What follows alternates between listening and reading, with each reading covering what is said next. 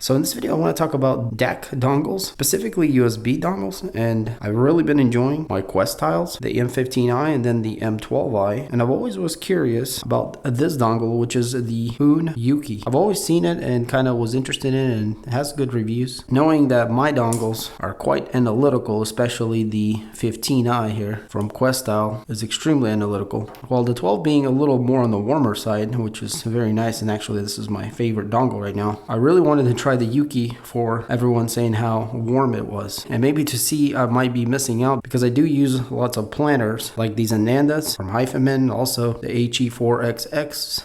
And I also got Planner RDT10 Pro earbuds, IEMs, and these are also great. And if you guys ever listen to planners, you know they're more on the harsher side compared to dynamic drivers. And when I mean harsher, I mean they pull out a lot more detail out of the music. So if everything is too digital, it'll sound very tinny kind of. So the Yuki from Aune was quite compelling to try because of the warm sound signature that everyone said. And before I get into that, let's check out what it came in. Basically, it was a box like this with this round looking pretty unique design here. There's like this little picture of, I guess, an anime girl with Yuki on it.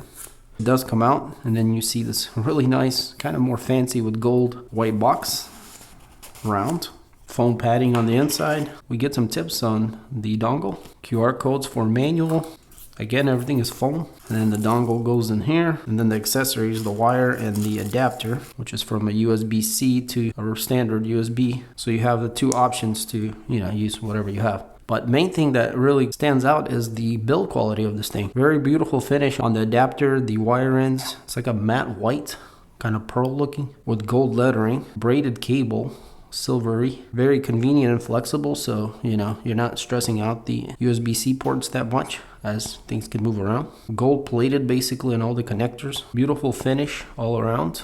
We have this nice window where we can see the internals. So that's just the circuit, and it's like ceramic boards and whatnot else in there, and it's also dual layered, meaning the amplification and the processing is in two separate boards. So it's very well thought through and very well engineered. We got 4.4 and the regular 3.5. Some stuff here, clean on this side. The back actually has something quite interesting. We got two buttons here, then the Yuki here in gold, USB DAC with amp, high res audio, little emblem there. Again, beautiful DAC. What's unique is that these buttons are in the back of it, which at first I thought it was kind of weird. Obviously it would be better if they were on the side, but they probably didn't have room for that. And maybe better if they had them here up front, as most people like to look at this. But I noticed that if you just flip it around and plug it in like this, where it's upside down, so you're not looking at this but you're looking at the back, you can access this quite easily, or you can just get used to pushing it underneath. So either way, the buttons are fine. They feel good. Everything feels quite premium. And there's a little dot there that's going to be for up volume, and then this is down volume, and that's all they do. They don't do any kind of track changing or next song or pausing, playing, stuff like that. So nothing like that, just the volume. Now if you do push them together at the same time, that'll switch between high gain and low gain, and you'll obviously hear it because the high gain will be louder and the low gain will be quieter. So I've tried both of them. I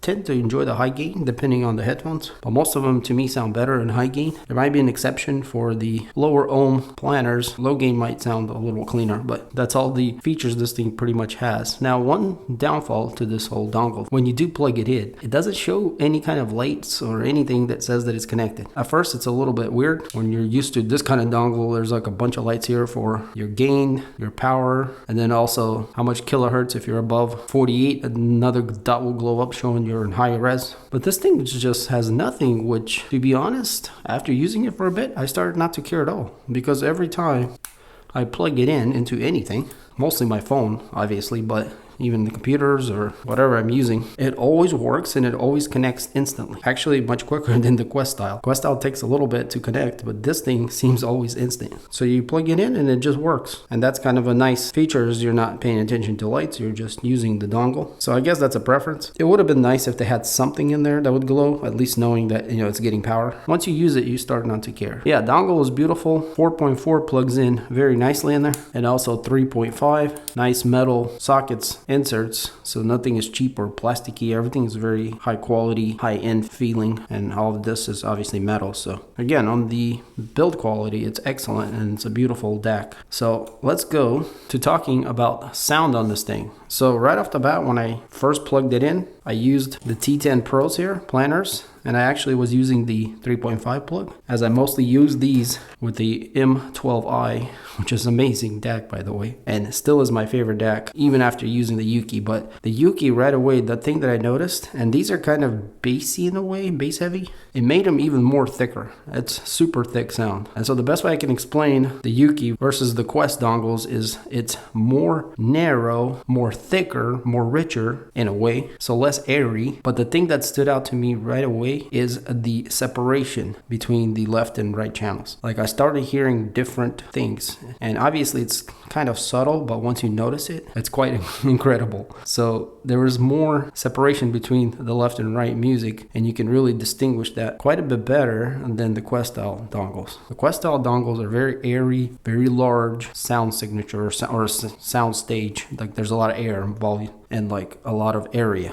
These are more intimate with thicker sound, definitely emphasizing more on the lower end and the higher lower end. So vocals come in more thick and more rich, I would say. This is the first impression, and actually that impression pretty much stayed throughout the whole time. And I've put quite a few hours on this thing already. Burnt in decently well, and it did seem to change a bit, but pretty much stayed the same. The one thing that I kind of noticed that sort of bothers me sometimes is that the higher frequencies, the treble, sometimes it seems to be a little harsh, but it's also not as high as the Q-style dongles. The Q-style dongles do a great job of going super high and separating the details up there. This thing goes pretty high, but doesn't separate the details up there in the higher range. So it keeps this kind of narrowy upper range. So it was a little bit of a letdown in the beginning, as I'm used to, more sparkly, higher up, very separated up there. And these were more subdued in that area, but also at the same time, it's all there. It's just very narrow, or at least it seems kind of narrow. Now, it's not, anything negative up there. It's just once you get used to something, you have to readjust. And I've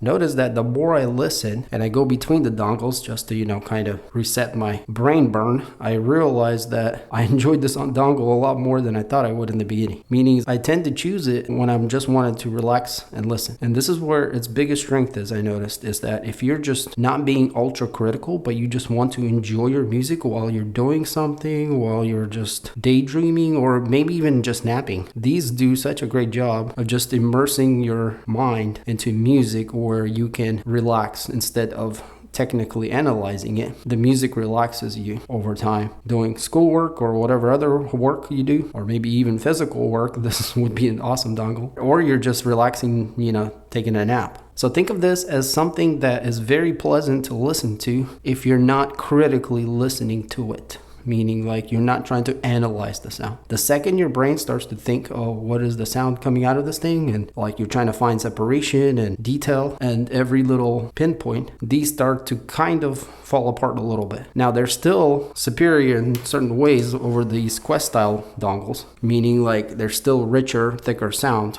from vocals, and not all vocals like that, like female vocals, not all of them sound as good being thicker and richer. Sometimes they just sound better airy and thinner and more like laid back a bit. That's what the Quest style is. Quest style is just this large soundstage. This more intimate, but also amazing separation. Anyways, guys, I hope that made sense, and kind of, this is my perspective. And I have quite a few headphones. This is just some of them here. These are definitely my favorite. The big IFMN Ananda planners. These Focal Alexas are great for more normal listening. And I would have to say that this dongle pretty much works with everything. So I tried regular IEMs here, were just dynamic drivers. And these are really cheap. HBB by QKZ. But they do become a little too boomy because these are naturally boomy. So I would say this thing is great at pretty much anything. But I do enjoy it more with higher frequency headphones that are not so bass heavy or as so thick already, because this thing adds thickness. So planners do very well. I mean, these vocals sound also very good with it. It's very balanced, and the sound signature coming out of this thing is quite balanced, guys. I mean, pretty much sounds like you would expect. And yeah, I feel like this dongle definitely has a place for what I've already described it being good for. My initial impressions were I was probably not going to keep this thing, but the more I listen to it, the more I'm convinced that I should keep it, because it does give me the variety that I'm looking for sometimes when I don't want to be too critical. And what happened with the Quest style is I started with this one here, which was great, and it's super dynamic, it's super airy, and just brings everything to life. So much detail. It's pretty insane, and it's very clean sounding DAC. And this thing cost a lot, like couple hundred. But then I got this little guy here, which is the M12, and it impressed me so much because it kind of brought out some warmth where this one was too cold, and it gave it more dynamic range and a little bit more thickness, which made me really enjoy it. So I've been listening to this like crazy, and every time I go back to this one, I kind of want to just stay on this one. But now getting this Yuki, I feel like it's somewhere in between. Like it's got the quality sound, like you can hear that it has that extra range. So it's somewhere in between